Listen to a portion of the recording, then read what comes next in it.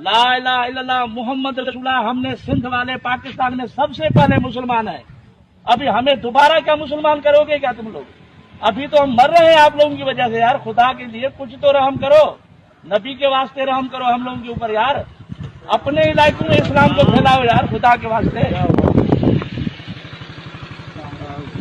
अदा हे हिननि खे टेस्ट करायो अथव, हे ॾिसो था अॼु बि कोरोना जा टेस्ट थी आया आहिनि। तव्हां अलाए किथां किथां घुराईंदा था वञो। साईं लेटर है एसपी साहब तव्हां मौलवी साहब कीअं सुबुह जो लेटर हींअर तव्हां एंट्री कराईंदव हींअर को मत हे तव्हां अलाए काथों काथों घुराईंदा था वञो। कहिड़ो ॾोह कयो अथव सिंध वारनि तव्हांजो यार? नबी जे दीन खे वधायो था या असांखे मारियो था? तव्हां हिननि खे थाणे ते वठी हली एंट्री करायो, पोइ वठी वञो। किथे करायो? लेटर वगैरह होना ना